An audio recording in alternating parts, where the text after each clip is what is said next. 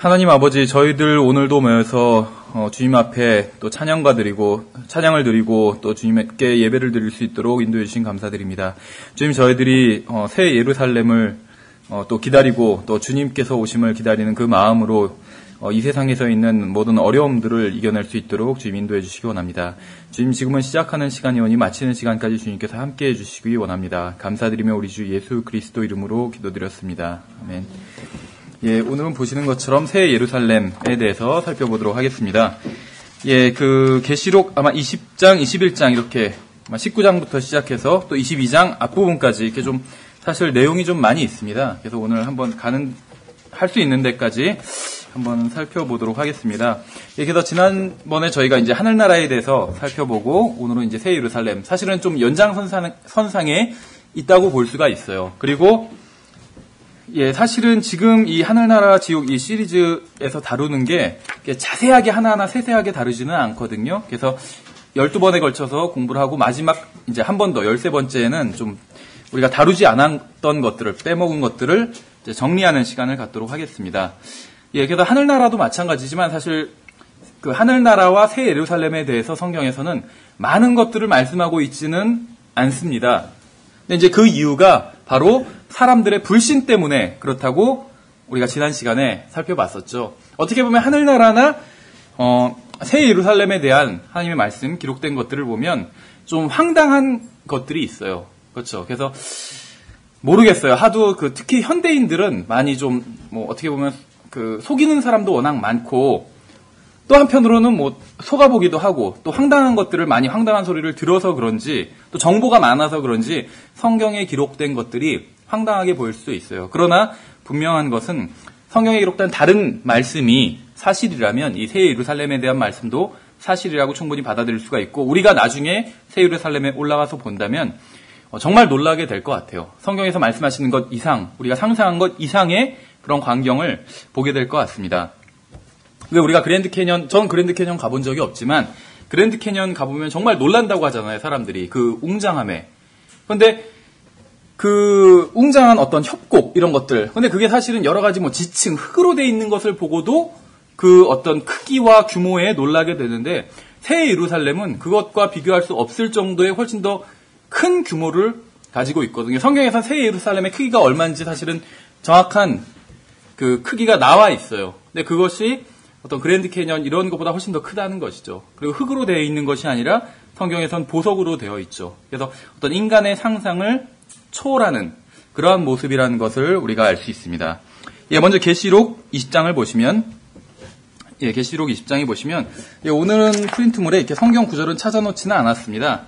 그래서 일단 계시록 20장 정도를 펴놓으시고 계속 21장, 22장을 이렇게 쭉 빠르게 좀 읽어 나가는 방식으로 살펴보도록 하겠습니다. 예, 우리가 이제 하늘나라와 지옥에 대해서 공부할수록 저는 제가 바른 선택을 했다는 확신을 더욱 강하게 갖게 되는 것 같아요. 여러분도 바른 선택을 했기를 바랍니다. 여러분이 예수 그리스도를 구원자로 믿는다면 여러분도 바른 선택을 한 것이죠. 계시록 20장에 보시면 5절부터 9절까지 자, 빠르게 읽어보겠습니다. 그 나머지 죽은 자들은 천년이 끝날 때까지 다시 살지 못하였더라. 이것은 첫째 부활이라. 첫째 부활에 참여하는 자는 복이 있고 거룩하도다. 둘째 사망이 그들을 다스릴 권능을 가지 못하고 도리어 그들이 하나님과 그리스도의 제사장이 되어 1000년 동안 그분과 함께 통치하리로다. 그 1000년이 다 참에 사탄이 자기 감옥에서 풀려나고 나와서 땅의 사방에 있는 민족들 곧 곡과 마곡을 속이며 그들을 함께 모아 전쟁을 하게 하리니 그들의 수가 바다의 모래 같으리라. 그들이 땅의 넓은 곳으로 올라가 성도들의 진영과 그 사랑받는 도시를 에워싸매 불이 하늘에서 하나님으로부터 내려와 그들을 삼켰고 이렇게 말씀하고 있어요. 그렇죠. 사실 제가 방금 읽은 계시록 20장 5절부터 9절의 본문은 굉장히 많은 것들을 말씀하고 있는 본문입니다. 그래서 이 본문에 의하면 예수 그리스도께서 지상에서 1000년간 통치하실 것을 예언하고 있어요. 그러니까 이제 성경을 문자적으로 해석하느냐 그렇지 않느냐에 따라서 이 천년왕국에 대한 견해들이 갈리는데 우리가 이제 이 시간에 그런 것들을 살펴볼 것은 아닙니다. 다만 성경에서 말씀하시는 것을 있는 그대로 문자 그대로 이해하고 믿는다면 분명히 성경에서는 1000년 동안 예수 그리스도께서 이 지상에서 통치하실 것이다 이런 말씀이 있다는 것이죠. 그래서 이것이 1000년 왕국이고 이것을 이제 정확한 표현은 아니지만 이것을 이제 줄이면 천국이 되는 것이요. 그래서 사실 이제 우리가 정확히 말하면 우리가 죽어서 천국에 간다. 이 말은 우리가 그 의미는 충분히 이해할 수 있지만 성경적인 그 용어로 봤을 때는 정확한 표현은 아닙니다. 그래서 우리가 보통 천국과 지옥 이렇게 대비적으로 많이 쓰지만 성경에서는 성경에서 말씀하시는 천국은 이 지상에 실제적으로 문자적으로 세워질 왕국이에요. 죽어서 가는 곳이 아니라.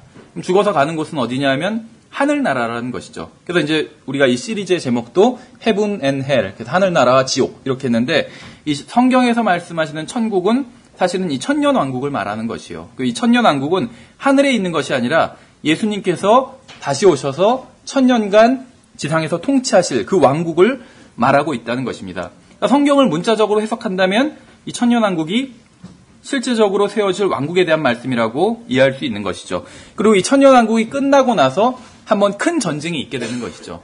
그래서 이제 그런 얘기들을 하잖아요. 이 세상에서는 아직 두 번의 큰 세계 대전이 남아 있다는데 그 중에 하나가 바로 이 천년왕국 후에 있을 전쟁인 것이요. 근데 이것은 이제 금방 끝나게 됩니다. 우리가 이제 문맥을 쭉 살펴보면 그래서 방금 읽은 본문은 이제 예수님께서 지상에서 천년간 통치하신 이후에 있을 일에 대한 말씀입니다. 사탄이 노임을 잠깐 받게 되고 바로 예수 그리스도께 또 반역을 하게 됩니다. 그러나 사탄은 바로 붙잡혀서 불호수에 던져지게 돼요. 그러면서 큰 흰 왕자 심판이 열리게 되는 것이죠. 성경은 짐승과 거짓 대언자의 운명에 대해서 10절에서 말씀하고 있어요. 또 그들을 속인 마귀가 불과 유황 호수에 곧 그 짐승과 거짓 대언자가 있는 곳에 던져져서 영원 무궁토록 밤낮으로 고통을 받으리라. 이렇게 말씀하고 있죠. 예전에 설교자들이 어떤 불지옥 또 유황지옥 이런 얘기들을 했는데 이것이 바로 성경에서 나온 내용인 것입니다. 특히 미국에서도 그렇고 우리나라에서도 과거에는 유황으로 타는 그런 지옥 그런 설교들을 많이 했어요. 근데 점차 그런 설교가 사라지고 있는데 미국도 마찬가지라고 하더라고요. 근데 이제 그런 얘기들이 설교자들이 지어낸 것이 아니라 분명히 성경에 근거한 내용이라는 것이죠. 잠깐 앞으로 가서 이제 계시록 19장을 보시면 19장 20절에 잘 읽어보면 짐승이 잡히고 또 그 앞에서 기적들을 행하던 거짓 대언자도 그와 함께 잡혔는데 그는 짐승의 표를 받은 자들과 그의 형상에 경배하던 자들을 기적으로 속이던 자더라.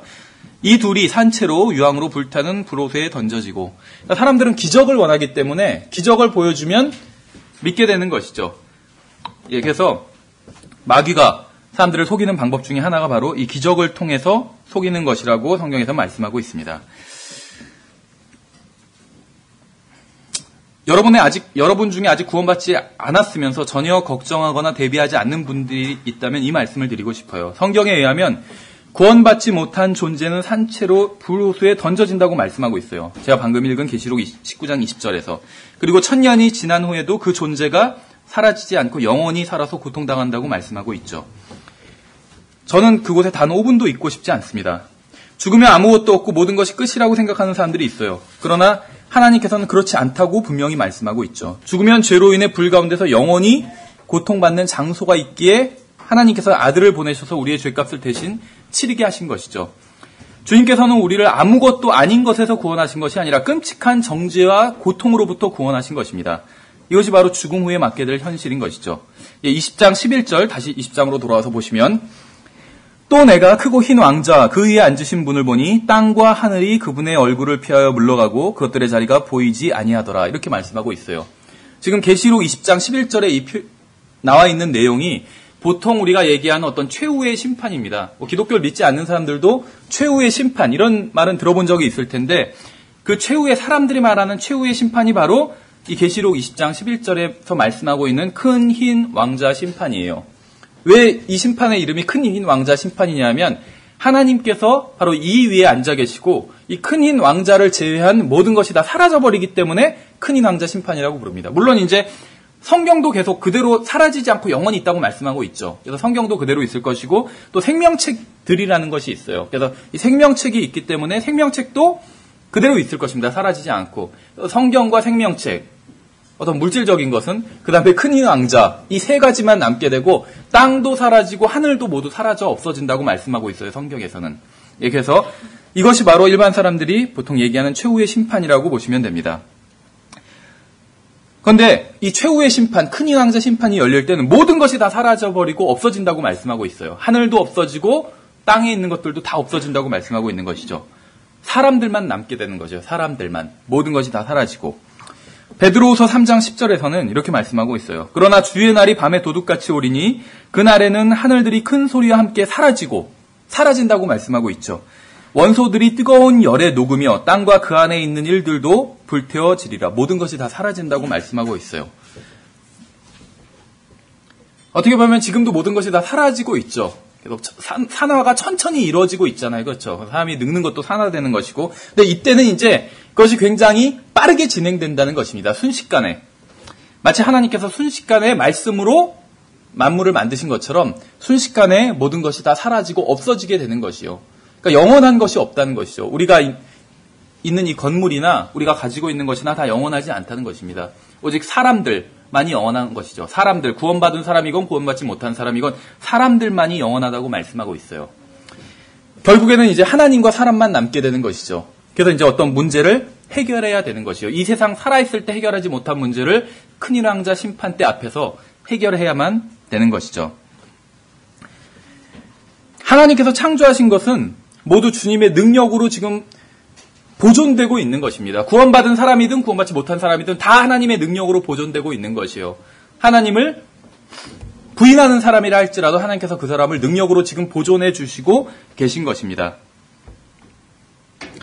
12절에서 또 내가 보면 죽은 자들이 작은 자나 큰 자나 할 것 없이 하나님 앞에 서 있는데 책들이 펴져 있고 또 다른 책이 펴져 있었으니 곧 생명책이라. 죽은 자들이 자기 행위들에 따라 책들에 기록된 것들에 근거하여 심판을 받았더라. 이 생명책이라는 것이 성경에 나옵니다. 근데 이제 이것이 무엇인지는 몰라요. 어떤 사람은 이제 아마 성경이 아니냐 이렇게 얘기하는 사람도 있어요. 성경에 이름이 많이 있잖아요. 근데 성경은 아닌 것 같아요. 성경은 한 권으로 불리고 있지만 여기서 생명책은 지금 복수로 또 사용되고 있거든요. 책들이라고. 그래서 이거 생명책이랑 성경은 아마 서로 다른 책이 아닌가 이렇게 추측을 해볼 수 있을 것 같아요. 어쨌든지 간에 이 생명책이 이름이 기록되어 있지 않다면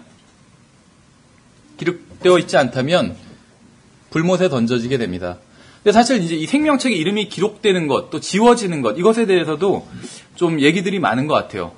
근데 뭐 정확한 거는 모르겠어요. 생명책에 이름이 기록되는 것과 지워지는 것. 이것이 약간 좀 헷갈릴 수가 있는데 어쨌든지 간에 예수 그리스도를 믿지 않으면 이름이 지워진다는 것은 알 수 있습니다. 그렇죠. 근데 이제 또 언제 지워지느냐 이것을 가지고 얘기가 많은 것 같아요.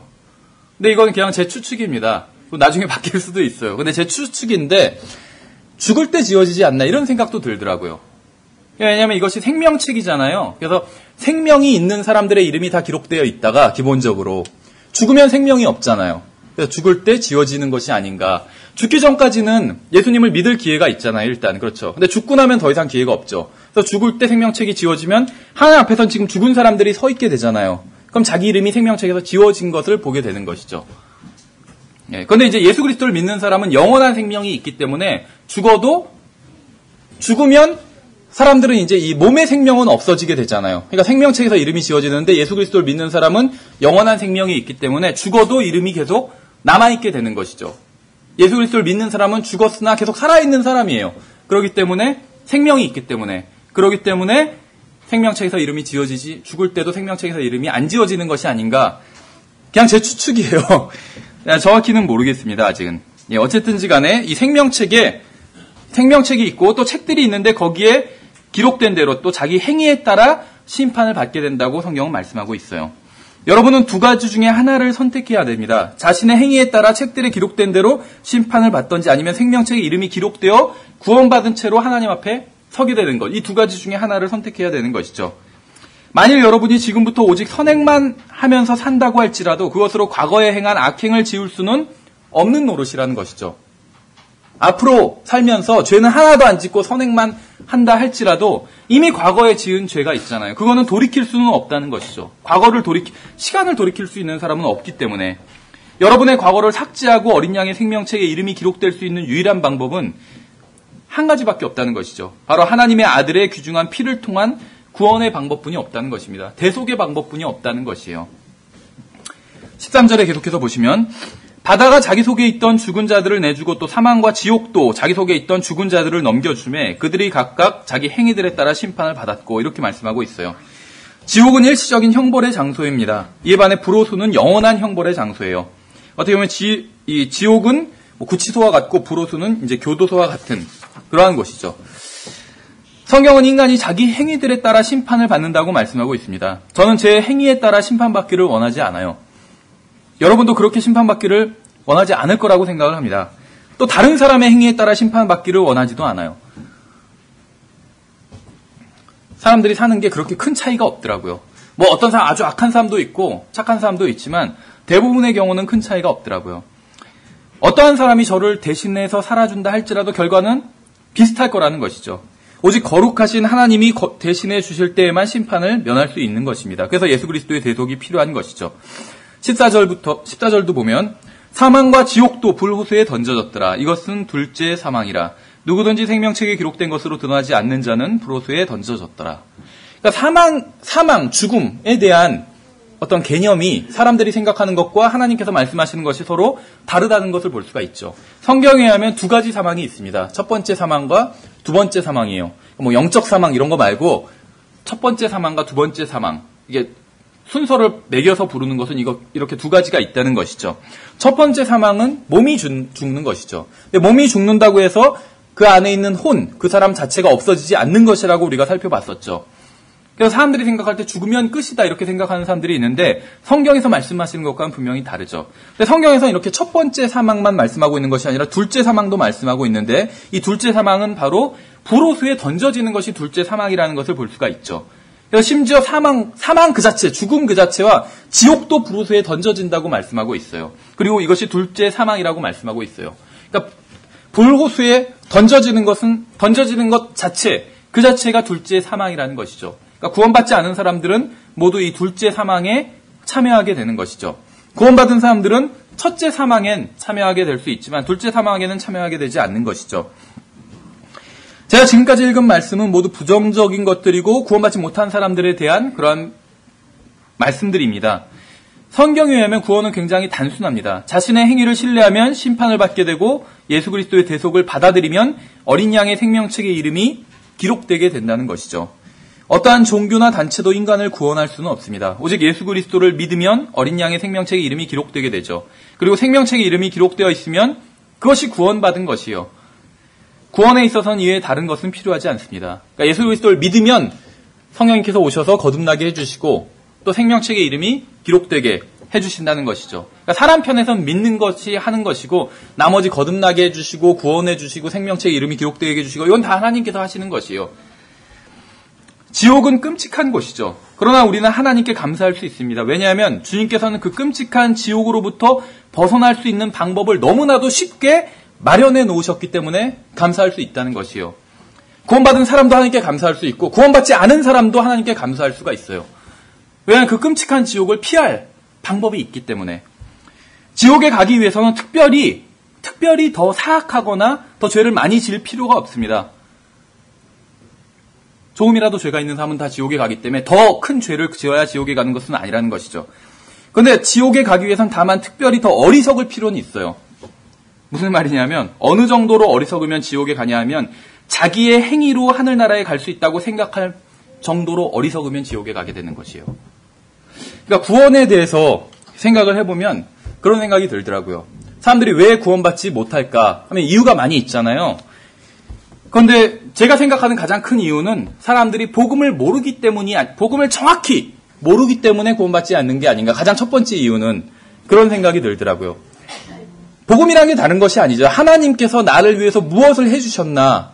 그 내용이 복음이에요. 그래서 내 죄값을 대속해 주시기 위해서 십자가에 달려 죽으셨고 묻히셨다가 또 내가 영원히 살게 하기 위해서 부활하신 것이죠. 이것이 복음이에요. 하나님께서 나를 위해서 해주신 일이죠. 그래서 하나님께서 나를 위해서 해주신 일을 정확히 알게 된다면 많은 사람들이 더 많은 사람들이 구원받을 수 있게 될 거라고 생각을 합니다. 또 이유가 많이 있겠지만 사람들이 왜 구원받지 못할까? 제가 생각할 때 두 번째 이유는 아마도 자기의 때문이 아닌가 이렇게 생각을 해요. 이 자기의라는 것이 가장 큰 죄예요.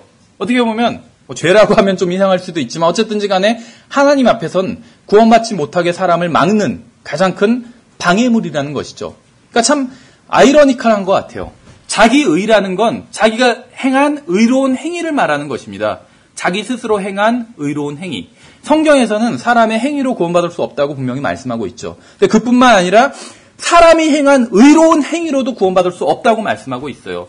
근데 그것은 이상한 얘기가 아닙니다. 어떤 사람이 아무리 의롭게 행했다 할지라도 하나님께서는 그 사람을 하늘나라로 데려가실 어떤 의무가 있는 것이 아니라는 것이에요. 그렇죠. 어떤 사람이 아무리 좋은 일을 했다고 해서 그 사람을 뭐 대통령을 시키거나 뭐 아니면 청와대에 가게 하거나 아니면 그런 걸 다 떠나서 우리 집에 초대해야 될 이유는 없는 거죠. 어떤 사람이 굉장히 좋은 일을 많이 해요. 그러면 그 사람을 보면 저 사람 한번 내가 초대해서 식사 대접을 하고 싶다 이런 생각이 들 때도 있지만 그런 생각 안 들 때도 있어요. 내가 의무에 구속되는 것은 아니라는 것이죠. 그 사람이 좋은 일을 하건 나쁜 일을 하건 그 사람을 내가 우리 집에 초대해서 우리 집에서 계속 같이 살게 할 의무에 구속되는 것은 아니에요. 그러니까 하늘나라는 어떤 그 선행을 행하느냐 아니냐 이런 문제가 아니라는 것입니다.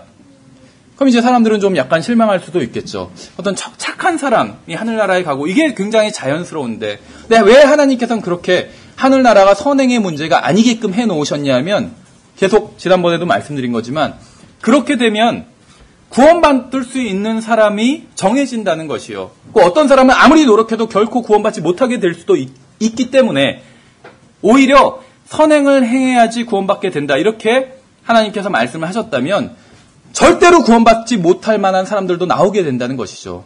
그러니까 오히려 구원이 불공평해지게 된다는 것입니다. 그래서 하나님께서는 선행을 행해서 구원해 주시는 그러한 기준을 만들지 않으셨다는 것이에요.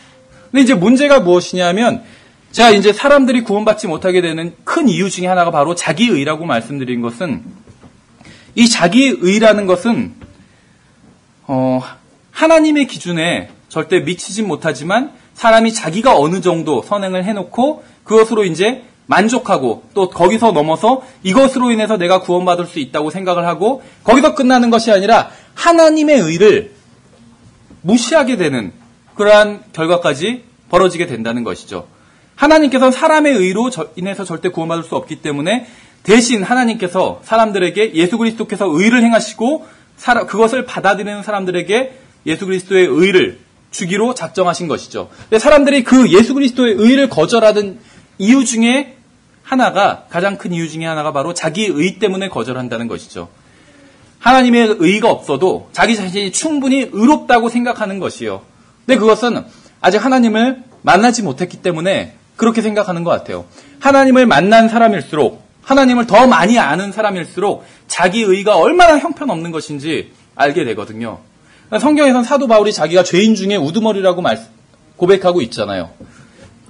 모르겠어요. 어떤 사람들은 그래서 실제적으로 죄인 중에 역사상 가장 큰 죄를 지은 사람이 바로 사도 바울이다 이렇게 얘기하는 사람도 있는데 모르겠어요. 저는. 근데 제가 봤을 땐 다른 건 잘 모르지만 사도 바울이 하나님을 예수 그리스도를 가장 많이 안 사람이 아닌가 그렇게 생각이 돼요.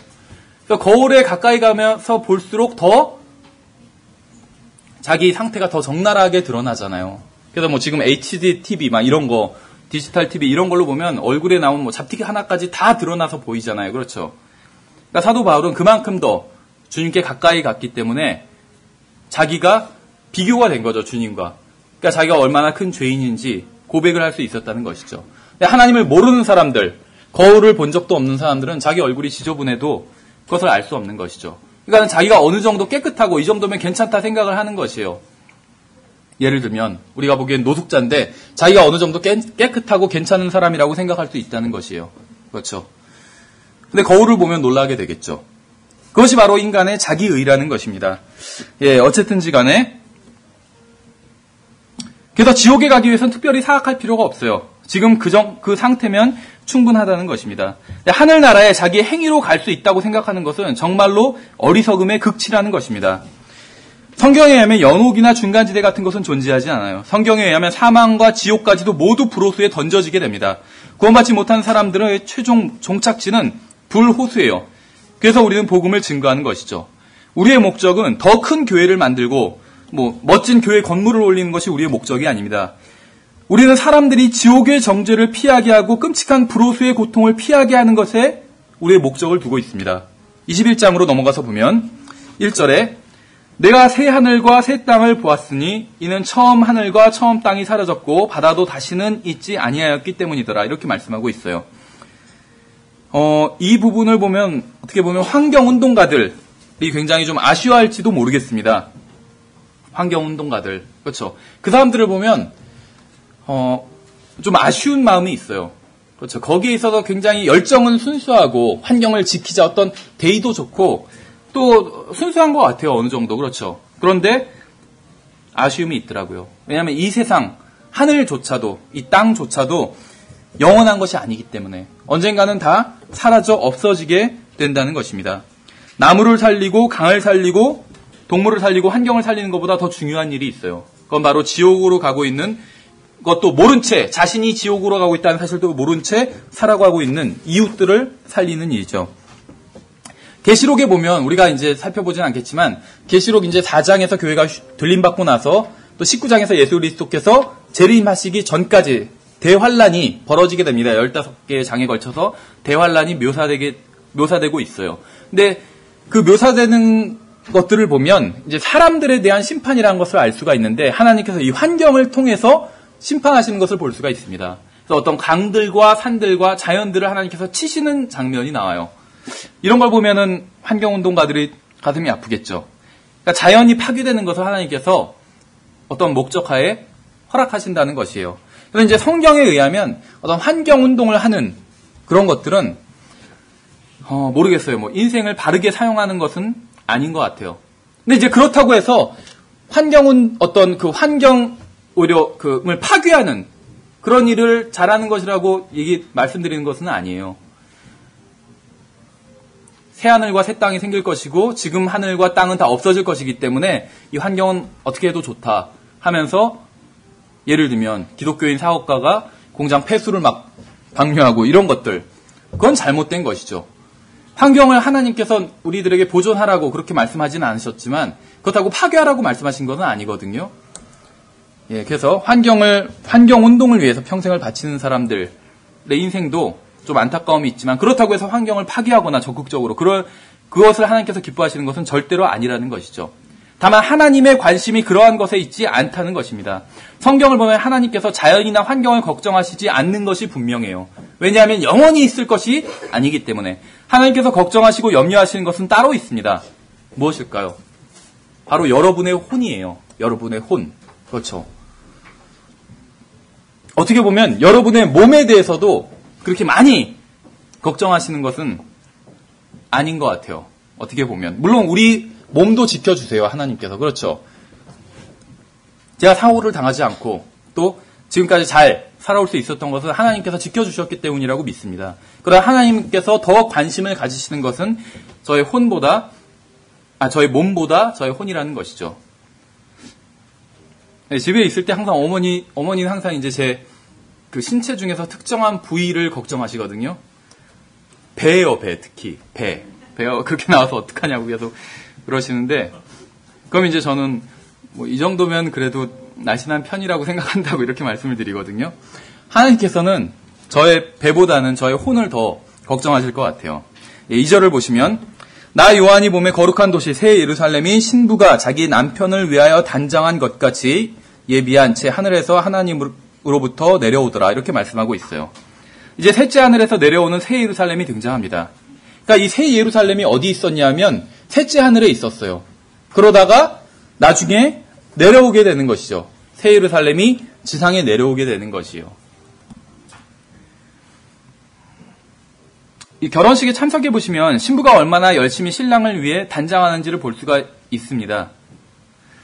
결혼식에서 가장 눈에 띄는 사람이 바로 신부인 것이죠. 본문에서는 요한도 신부인 새 예루살렘을 보고 놀라고 있어요. 그러니까 긍정적인 의미로 신부가 자기 남편을 위하여 단장한 것 같이 이렇게 말씀하고 있죠. 성경에서.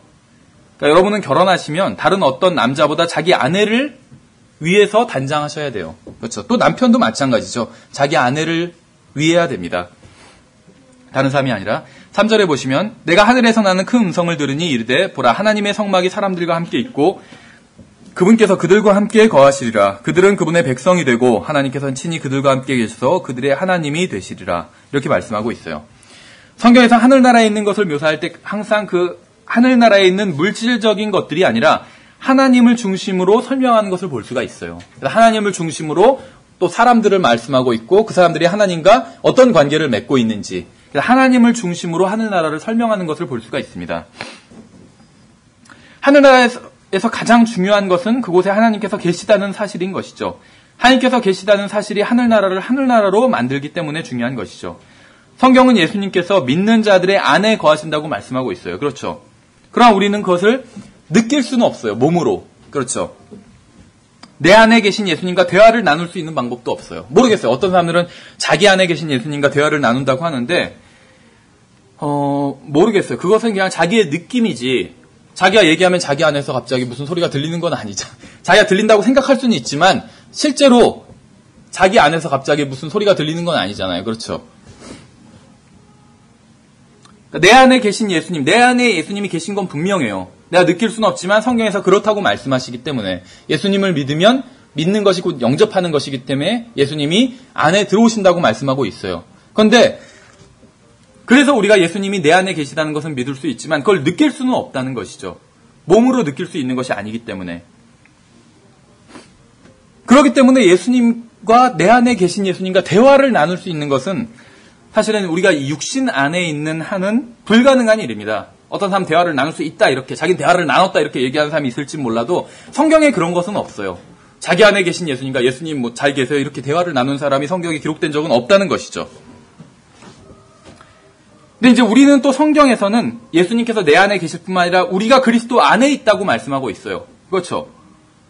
우리가 그리스도 안에 있다. 교회에서 이런 말을 많이 쓰잖아요. 근데 이게 이해가 가세요? 우리가 그리스도 안에 있다. 그렇죠. 이해하기는 쉽지 않은 것 같아요. 우리가 그리스도 안에 있다. 그리스도께서 내 안에 계시다. 내 안에 영으로 들어오셨으니까 내 안에 나의 영도 있잖아요. 그리스도께서 영으로 들어오신 것이에요. 그래서 하나로 연합한 것이죠. 그건 이해가 가는데 또 우리가 그리스도 안에 있다. 믿을 수는 있지만 이해하기는 어려운 말씀인 게 사실인 것 같아요.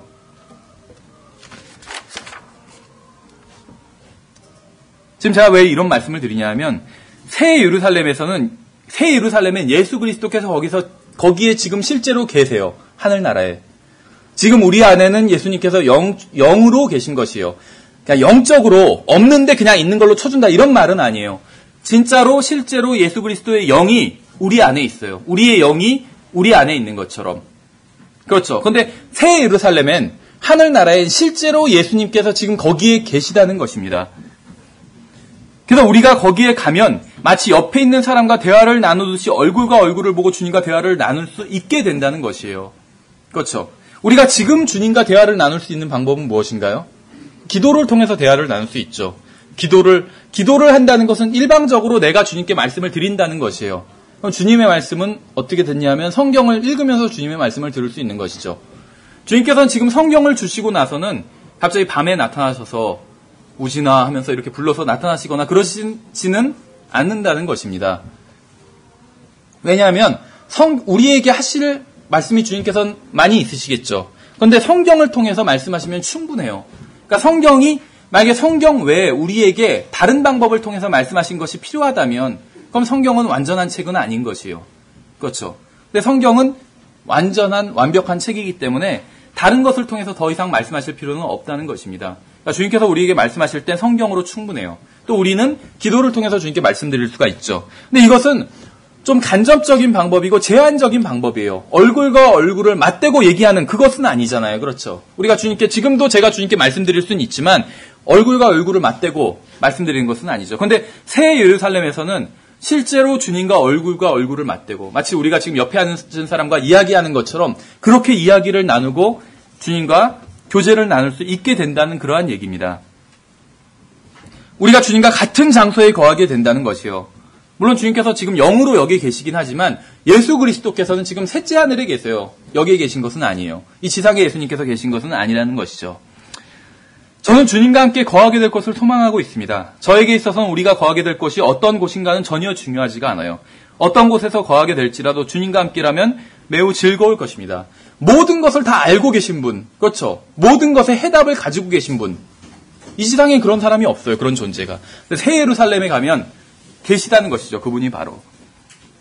주님과 직접 마주보고 살 수 있다고 한번 상상을 해보세요. 그 자체만으로도 얼마나 즐거운 일이겠어요. 여러분은 주님과 한 식탁에 앉아서 성경을 펴고 주님과 교제를 나누고 또 주님께 질문도 할 수 있어요. 그러니까 여기서 이 지상에 있을 때는 여러분이 궁금한 것에 대한 해답을 다 얻지 못하셨다 할지라도 실망하실 필요가 없어요. 셋째 하늘에 가면 여러분들이 만족할 만한 답변을 얻으실 수 있다는 것이죠. 그렇죠. 교제를 나누실 때 여러분이 예수님한테 직접 말씀하실 수도 있어요. 예수님, 전에 지상에 있을 때 이유진 형제한테 물어본 게 있는데 이 구절을 물어봤는데 대답을 잘 해주지 못하고 자꾸 이상한 얘기만 하면서 피하던데요, 저를. 이 구절의 의미가 무엇입니까? 이렇게 물어볼 수 있겠죠. 그럼 주님께서는 정말 그 구절의 정확한 의미를 답변해 주실 수 있을 거예요. 그렇죠. 저자 직강으로 거기서는 성경 공부를 할 수 있다는 것이죠.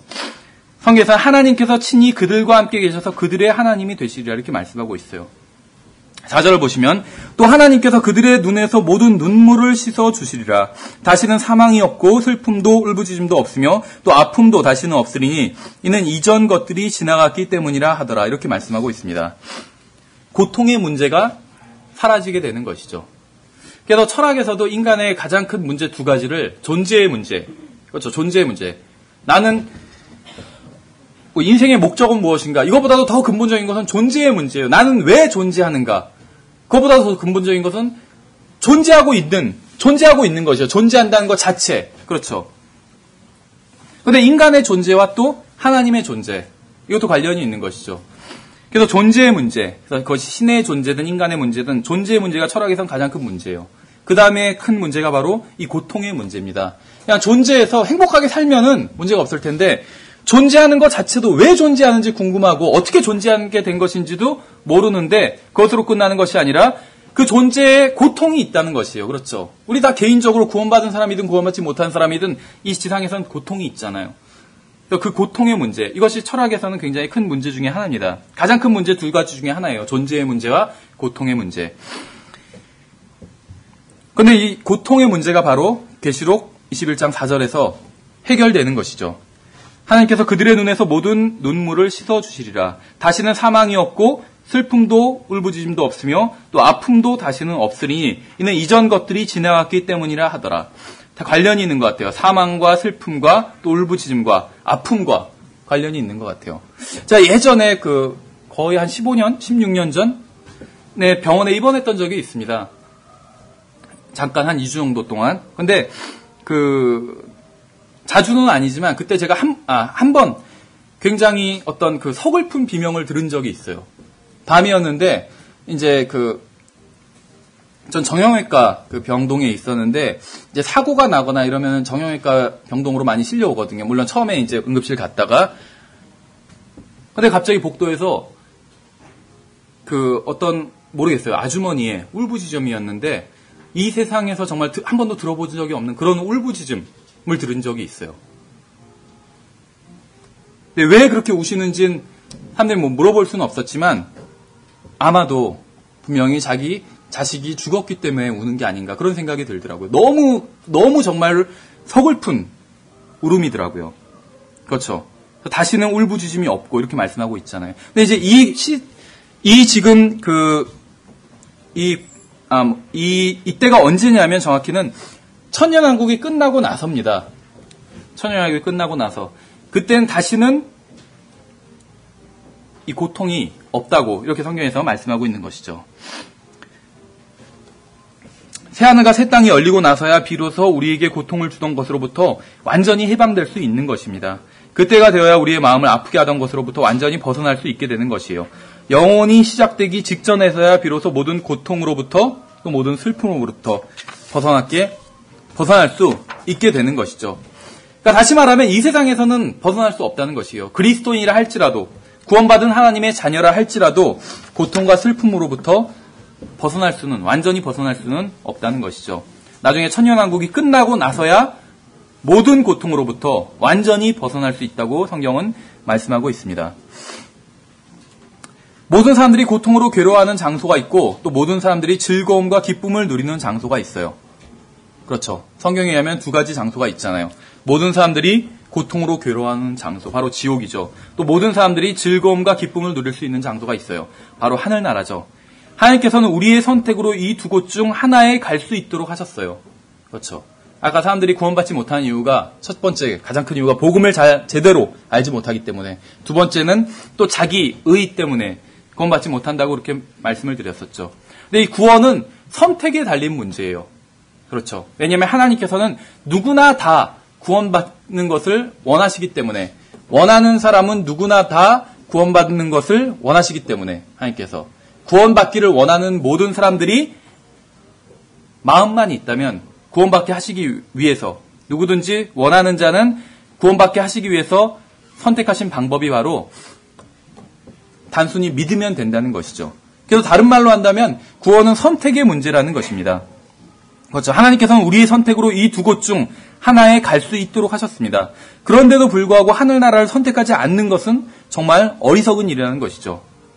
왜 하늘나라를 선택하지 않고 지옥을 선택하는지 모르겠어요. 그렇죠. 정말 집을 살 때도 굉장히 사람들은 신중하게 사잖아요. 근데 영원히 거할 곳, 하늘나라를 선택하는 문제에 있어서는 그렇게 신중하지 않다는 것이죠. 성경은 하나님께서 그들의 눈에서 모든 눈물을 씻어주시리라고 말씀하고 있어요. 그리고 다시는 사망이 없다라고 말씀하고 있습니다. 새 예루살렘에는 사망의 권세를 가진 자가 더 이상 없어요. 거기에는 구급차도 없고 병원도 없고 무덤도 없어요. 여러분은 슬픈 일들이 지겹지도 않으세요? 사랑하는 사람들을 잃거나 병드는 것으로 인해 마음이 지치지는 않으셨나요? 하나님께 감사하게도 우리가 가게 될 곳은 더 이상 부고장이나 장례식이 없는 곳입니다. 제가 가게 될 곳은 더 이상 죄가 없는 것이요. 다시는 사망이 없고 슬픔도 울부짖음도 없으며 또다시 아픔도 다시는 없으리니 이는 이전 것들이 지나갔기 때문이라, 이렇게 말씀하고 있죠. 저는 더 이상 골치 썩일 일도 없고 몸이 아프지도 않고 마음이 찢어질 일도 없는 곳으로 가게 될 것입니다. 사랑하는 가족이 더 이상 질병으로 고통받지 않는 곳으로 가게 될 것이요. 어린아기가 응급수술을 받지 않아도 되는 곳으로 가게 될 것입니다. 예, 시간이 많이 지나서 그 다음 주에 이어서 새 예루살렘에 대한 나머지 부분을 살펴보도록 하겠습니다. 예, 수고하셨습니다.